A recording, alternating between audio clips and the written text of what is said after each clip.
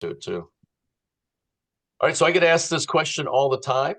This is Adam Tyler Tyson, by the way, a newer agent with us, but he's got a monster commercial deal we're working on. Very unique thing, but one of the nice things about working for EXP is they will let you do commercial deals as a residential agent, where a lot of brokerages just make you move out of it. So I've got the EXP training hat on. We're recording this so people can watch this and have access. How do I get asked this all the time. How do I search for commercial properties? Most everybody on here is familiar with the MLS, but I'm going to share my screen. We're going to go through a few things. MLS, LOOPNET, BREVITAS, and then CREXI. Okay, those are crazy names. There's other search engines out there too. The commercial is the wild, wild west. It is completely different, but yet the same as residential in that a lot of the agents are not realtors. They're just real estate agents. So they don't belong to the National Association of Realtors. They don't have to abide by the code of ethics, none of that. So it is the wild, wild west. A lot of them are attorneys. So you have to be very careful when doing commercial deals because you can get cut out of the deal very easily. Similar to what's going to be happening here in residential, you have to negotiate your fee up front. When you're meeting with your buyer or your seller or whatever you have, or if you're doing leases, you need to get a commission agreement signed. What is the compensation going to look like? Who's going to pay it and what's the amount?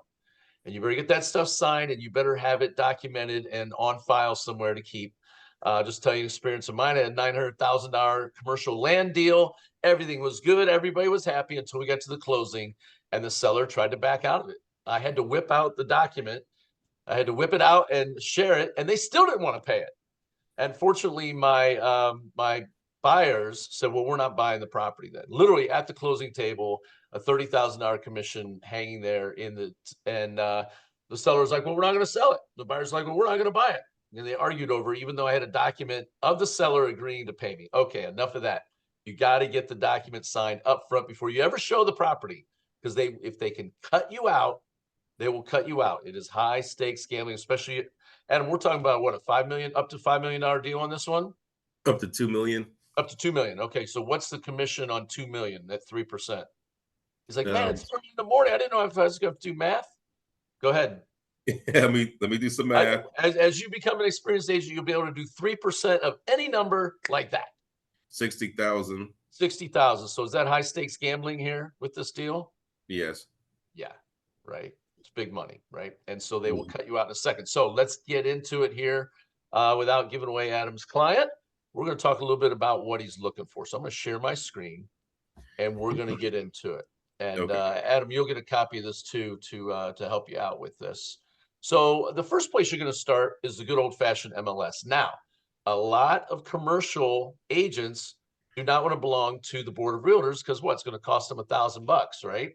So they're cheap. They don't want to do it. So they don't have their properties listed on here. So a big mistake that residential agents make is only look for properties on the MLS for their clients. You definitely want to start there because you belong to it, but you want to also use these others that I'm going to show you in a second. Okay.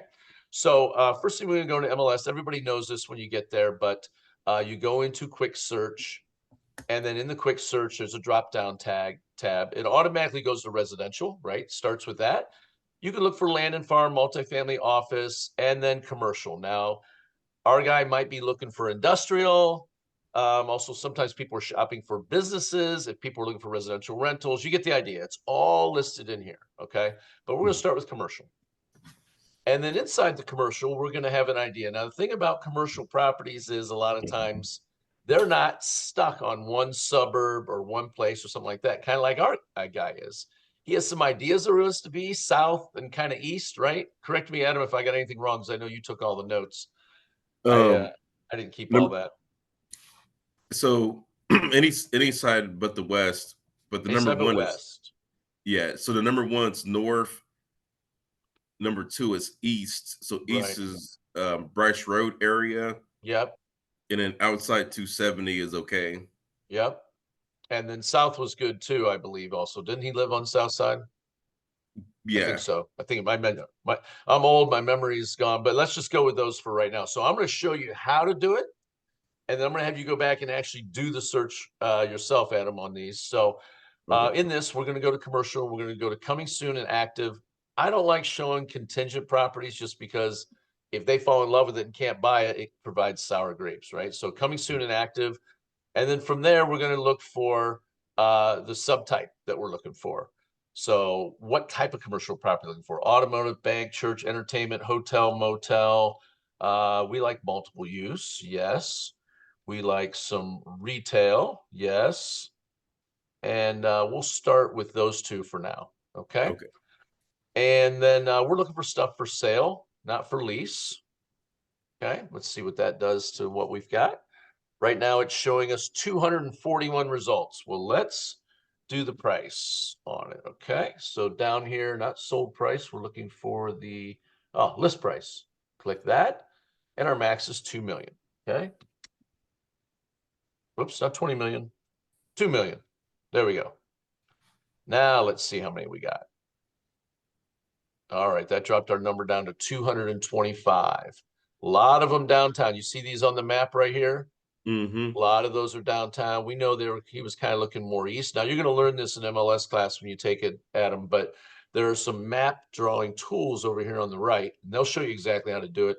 But we can actually draw a box around areas that they're looking for, like because he wasn't looking out here in Newark and stuff like that. So I'm going to zoom in a little bit more. He And said 19,000 square feet too. right, so let's put in some square footage. That'll narrow it down. Hang on here. Building square footage. He need at least, let's go 15,000 for him. Okay. See what that does to our number of results. Boom, down to 16. Wow. Wow. Takes it down in a hurry, right? That's a big, big space, especially with $2 million being the number. Like if I get rid of that, I get rid of the list price on there, it goes up to 19. So it gives us a few more. Let's just take a look. All right, what's this one over here on Hamilton Road? You can click these, by the way, and look at them.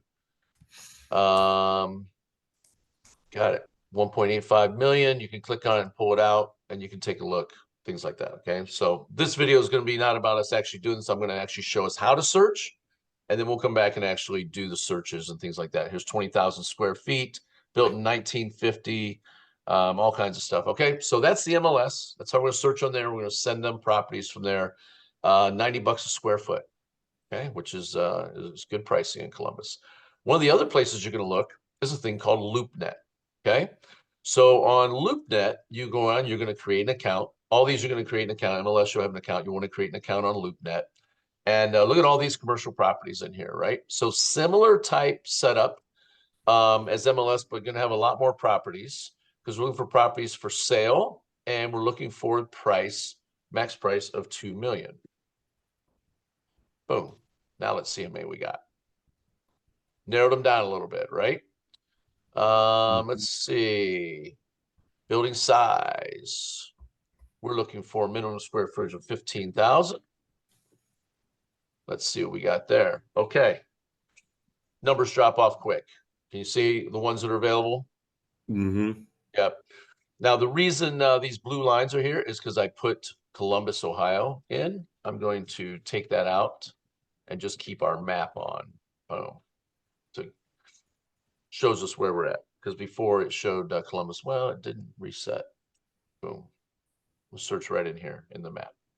But that's what we're looking for, right? So what's this one in Whitehall? Let's take a look at this one. Oh, that's the South Hamilton one. Okay. What's this one down here? Boom. Oh, look at that. 15,000 square foot retail building because he's going to be using multiple use, right? That he's looking for. All right. Right now it's set up as a Volunteers of America thrift store. Remember, he said one of the places he was looking at was that Kroger grocery. Remember that? Yeah, I remember that. So that might be one we were looking at. Okay, so LoopNet is one of the ones, and you and I will come back to this after the recording's done. I just want to show everybody kind of how to do it, to use this as a training video. Here's another one, BREVITAS, BREVITAS.com. Now, this is kind of a West Coast search engine, but I have found some people put things on here. Currently, right now, there was nothing in Columbus on BREVITAS without putting anything in. There was some Dayton ones and Springfield ones and things like that. But anyways, so BREVITAS is one you can be on to search. nothing on it right now, so we'll skip past that. Columbus Realtors. When you go to columbusrealtors.com, on the main page, there's a commercial page. And under the commercial page, you're going to do COSI. COSI stands for Central Ohio Commercial Information Exchange. You'll click on that, and it's going to open it up, and it's going to ask you to, the search engine is called CREXI, CREXI, Commercial Real Estate something, exchange information, something like that. I forget what it stands for. Anyways, doesn't matter. You'll set up your search on there, and you'll be able to use this. Is where a lot of commercial agents in Columbus will use one, specifically here in town. I did some searching earlier. I put up to 5 million. We don't want that. We want 2 million. For some reason I had 5 million in my brain. Okay, apply that. Okay. Cap rate, you'll learn about that, but that's the amount of return that they're getting on it. Okay. And so here's some different properties. Here's some on Neal Avenue. You'll notice there's a lot more properties. Okay. These blue bubbles, you can click on them and blow them up, and it'll show more properties. It's just telling you there's a whole shitload of them here. 323. When you click on that, it's going to pepper the screen. Okay. So you can blow that out. Similar type searches, the MLS, right? You're just going to put in your things that you're looking for, and then see what it spits out. And then you're going to be able to go through these and send them to your client. Okay? Okay. That is CREXI. You'll get there through columbusrealtors.com. Just like you get to Flex MLS, like our MLS is called Flex. The search engine for commercials called CREXI. Okay? And those are the different ways to search for commercial deals. Now, something that's very important that residential agents don't know, and this is a little tip for you, is when you reach out to a commercial listing agent, you're going to be asking them for the OM. OM as in Mary, stands for offering memorandum, or you can say property brochure. If you say, you're looking for the OM, a lot of times it's attached to the listing. Sometimes it's not, because the smart commercial listing agents, they want to know who you are. They don't want you just downloading their stuff from the internet. They want a chance to sell you. Does that make sense? Mm-hmm. So they want to meet who's downloading my brochure on this property. I've got it on the MLS, but who are they? That way they can give numbers to their seller and stuff like that. Like, hey, I had 3 agents this week. Wanted the property brochure. None of them are interested. Things like that. It's good data points for them. It's a little hint for residential agents too, if you want to keep a little mystery when trying to get people to contact you, so that you can get back to your seller how many people contact you. Have something of interest for them to reach out to you for. A little extra something, right? Give away all the goods on the MLS. They have no reason to talk to you. And, right now, selling homes, you don't really need to be that. But in the future, as it gets tougher, real estate goes in cycles, but as it gets tougher to sell properties, you're going to want to have some type of widget, something that those buyers agents are going to call and ask you for. You can send to them. And now you got somebody on the hook. You got a nibble, right? Anyways, I digress. You want to ask for the OM or the property brochure, the offering memorandum or the property brochure. What that's going to include in it is they should have talking about the listing company. They should have some local market statistics. It should have in there the cap rate.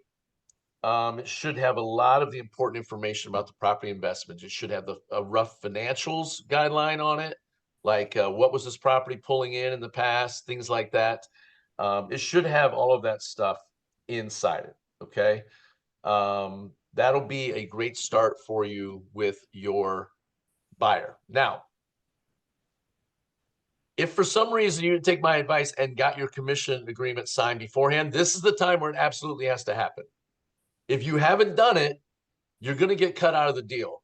If you send this to your buyer, unless it's like your mom or your dad or somebody like that, where you would never see them again on Thanksgiving and Christmas, they cut you out of the deal, they will cut you out.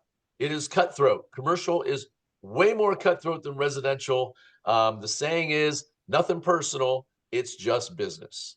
Does that make sense? It's like the mafia, you know what I mean? And it's high stakes gambling. So you want to make sure you have that commission agreement set. If you're watching this and you're from EXP, we have it in the .loop. You can get that document signed ahead of time. How much commission's being paid and who's paying it? It's being paid by the listing agent. If the listing agent brokerage is paying it, if you're getting paid by the seller and you're the buyer's agent, you have to then get that document signed by that seller's agent, by that listing agent. You have to get it signed by them before you ever go and show the property. Okay. Sometimes the offering memorandum, the property brochure has that document involved in it already. They're already spelled out that they're paying it. Other times they don't. And if it's not expressly in writing and signed, you will lose tens of thousands and maybe hundreds of thousands of dollars. Okay. There. I have beat that into the ground, as my wife says, but I promise you, the first time you lose out on a $30,000, $40,000, $50,000 commission, you won't sleep well that night. Okay. Especially because these commercial deals take years sometimes to get closed. All right. That is searching for commercial properties on MLS. I'm sorry, the different search criteria, programs that are out there for you that are available to you as a residential agent. If you need help, you can reach out to me on that and I can help guide you through it. But this is the process. All right, we'll stop the recording.